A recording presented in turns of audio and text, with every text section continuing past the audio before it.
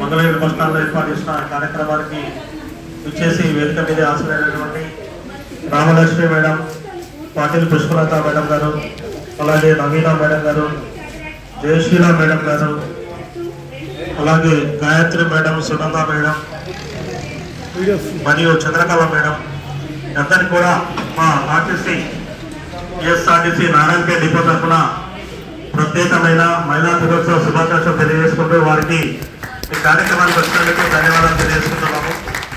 అలాగే RTC depot నుండి వచ్చినటువంటి మా మహిళా కండక్టర్లకు, అదేవిధంగా మహిళా ప్రయాణికులకు, అదేవిధంగా ఆర్టీసీ సిబ్బందికి, కండక్టర్ డ్రైవర్ సోదరులకు, ఇంకా గ్యారేజీ సిబ్బంది మరియు కంట్రోలర్లు, సూపర్వైజర్లు, మా అసిస్టెంట్ ట్రాఫిక్ మేనేజర్ నందలాల్ గారికి అందరికీ కూడా హృదయపూర్వక నమస్కారాలు తెలియజేసుకుంటూ మరొకసారి అందరికీ అంతర్జాతీయ మహిళా దినోత్సవ శుభాకాంక్షలు.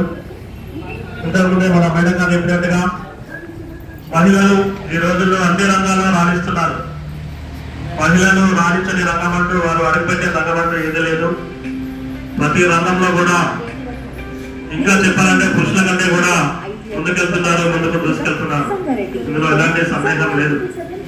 ఒక తల్లిగా, ఒక అక్కగా, ఒక చెల్లిగా, ఒక కూతురుగా, ఒక భార్యగా ఎన్నో రకాల వివిధమైనటువంటి పాత్రలు పోషిస్తూ అందరినీ కూడా అందరితో మెప్పుకొంటూ మన సమాజాన్ని పునర్నిర్మిస్తూ సమాజాన్ని ముందుకు తీసుకెళ్తున్నారు.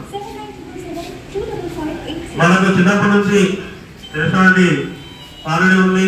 ఎక్కడైతే మహిళలు పూజింపబడతారో, ఎక్కడైతే మహిళలు గౌరవింపబడతారో అక్కడే దేవతలు కొలువై ఉంటారు, అక్కడే లక్ష్మీదేవి కొలువై ఉంటుంది.